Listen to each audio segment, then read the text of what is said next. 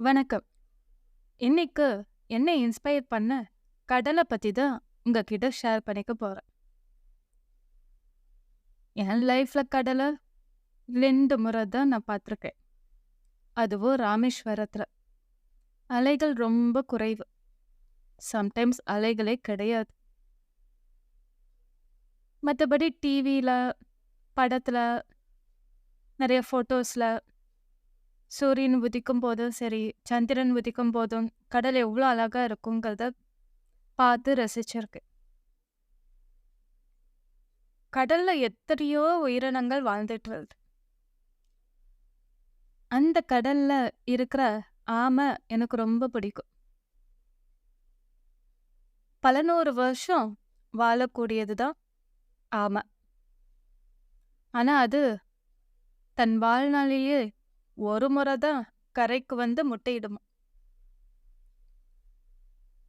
அது கரைக்கு வந்து முட்டையிட்டுட்டு கடலுக்கு திரும்பினதும் தன் கண்ணாலேயே அந்த முட்டைய அடகாக்குமா. இந்த முட்டையிலிருந்து வர ஆமை குட்டிங்க எல்லாம் கரையிலிருந்து கடலுக்குள்ள போறதுக்குள்ள வாழ்வா சாவாங்கிற போராட்டம். ஏன்னா அவங்கள வேட்டையாடுறதுக்குன்னே நிறைய பறவைகள் அங்க வந்துடுவாங்க. அதுல இருந்து தப்பிச்சு போறதுதான் கடல்ல சேரும். நாமளும் அப்படிதான் அங்க சில பிரச்சனைகள் நாம ஒரு லட்சியத்தை நோக்கி போகும்போது இடையில எத்தனையோ தடங்கள் வரலாம், இடைஞ்சல்கள் வரலாம், டிஸ்ட்ராக்ஷன்ஸ் வரலாம், நம்மளுடைய பாதை தடமாறி போகலாம். அதுல நம்ம வாழ்க்கையும் தொலையலாம். அந்த பறவைகள் வந்து அந்த ஆமையை வேட்டையாடுற மாதிரி. ஆனா அதுல இருந்து எல்லாத்தையும் தப்பிச்ச, ஜெயிச்ச நாம நம்ம லட்சியத்தை நோக்கி போகணும். அதுதான் நான் இந்த ஆமை கிட்ட கத்துக்கிட்டது. இந்த கடல் அலைகள் பார்த்தீங்கன்னா எல்லாருக்குமே ரொம்ப பிடிக்கும். எனக்கும் பிடிக்கும். அது பார்க்கறதே ரொம்ப அழகா இருக்கும். இந்த கடலும் நம்ம மனசும் 2ம் ஒண்ணுதாங்க என்ன பொறுத்த வரைக்கும்.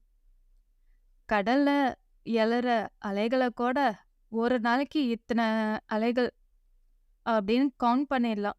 ஆனா நம்ம மனசுல எழற அலைகள் என்ன அலைகளை கவுண்ட் பண்ணவே முடியாது. ஏதாவது ஒரு பிரச்சனை வந்துட்டாலோ, இல்ல ஒரு சக்சஸ், இல்ல ஒரு தோல்வி, இல்ல காதல்,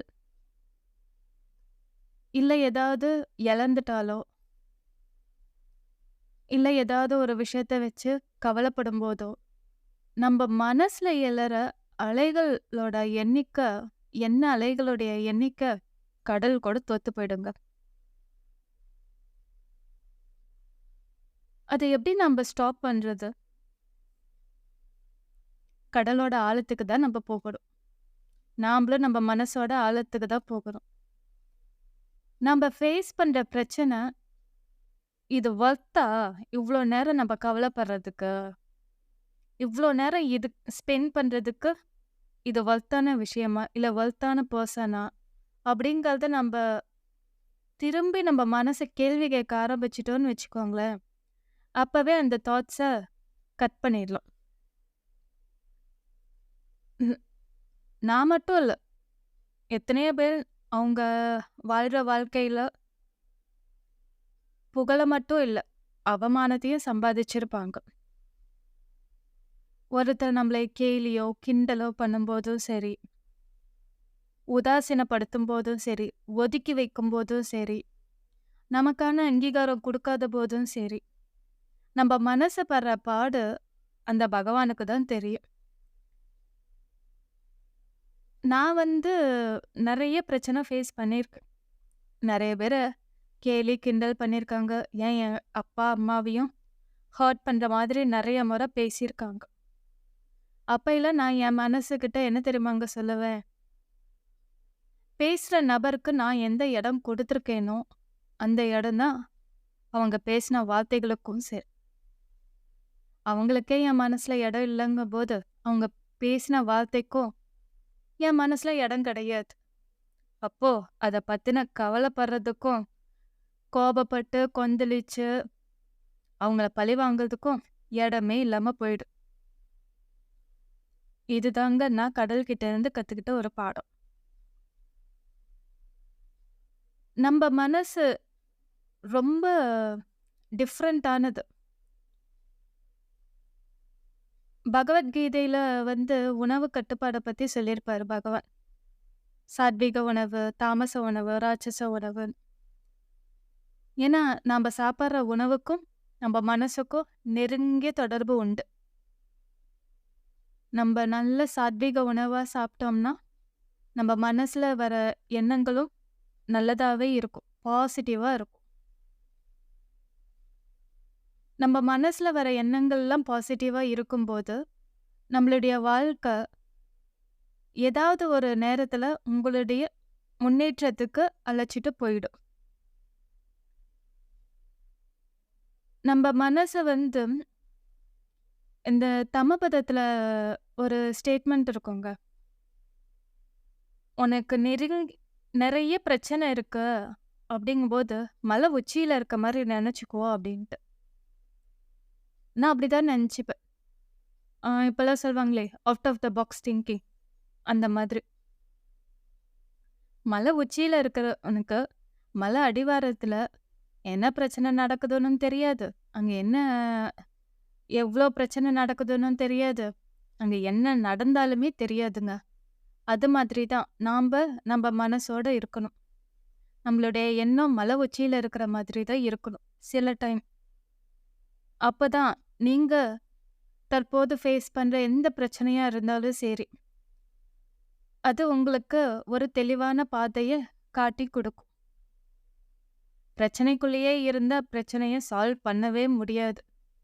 பிரச்சனைய விட்டு வெளிய தள்ளி, வேற ஒரு பெர்ஸ்பெக்டிவ்ல இருந்து நீங்க பார்க்கும்போது தான், அந்த பிரச்சனை எங்கருந்து வந்துச்சு? யாரால வந்துச்சு? எதனால வந்துச்சு? அப்படிங்கிறது எல்லாத்தையுமே உங்களால புரிஞ்சுக்க முடியும். அது மட்டும் இல்ல, அத உங்களால சால்வ் பண்ணவும் முடியும். நம்ப மனசே ரொம்ப விசித்திரமானது. எதிரிக்கும் இரங்கும். நம்மள துரோகம் பண்றவங்களுக்கும் இரக்கப்படும். அது அந்தந்த சிச்சுவேஷன்ல நடக்கும். அவங்க ஃபேஸ் பண்ற பிரச்சனைகள்லாம் பார்க்கும்போது நம்ம மனசே பதறும். அடடா! இவங்களுக்கா இந்த மாரி நிலைமை அப்படின்ட்டு.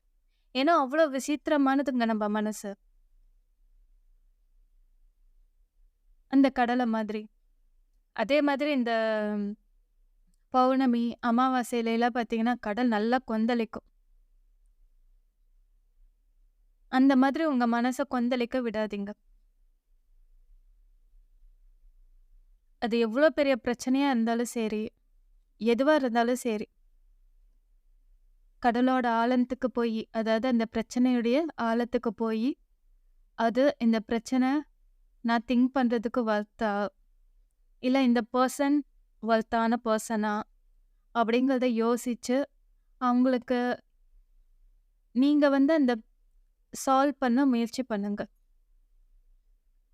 ஏன்னா, ஒருத்தர் என்ன அவமானப்படுத்திட்டாங்கங்கும்போது, அவங்க பேசுற வார்த்தைகளுக்கும் நான் மதிப்பு குடுக்க மாட்டேன். அவங்களே நான் மதிக்கலங்கும்போது, அவங்க பேசின வார்த்தைக்கு நான் மதிப்பு குடுக்க மாட்டேன். அதே மாதிரி தான், நம்ப ஃபேஸ் பண்ற பிரச்சனையிலயும், அதோட ஆழத்துக்கு நம்ப போயிட்டோம் அப்படின்னா, கண்டிப்பா உங்களால அதுக்கான சொல்யூஷன் ஈஸியா கண்டுபிடிக்க முடியும். அது மனசு அமைதியா இருக்கும்போது தான் உங்களால அதுக்கான சொல்யூஷன் கண்டுபிடிக்க முடியும். கரையிலேருந்து அலைகளோட விளையாடிக்கிட்டு இருந்தீங்கன்னு வச்சுக்கோங்க, மனசுல எழற எண்ணம் போல அது பின்னாடியே ஓட ஆரம்பிச்சீங்க அப்படின்னா, உங்களால ஆழத்துக்கும் போக முடியாது. அதோட சொல்யூஷனையும் கண்டுபிடிக்க முடியாது. இதுதாங்க நான் கடல்கிட்ட இருந்து கத்துக்கிட்டது. Thank you.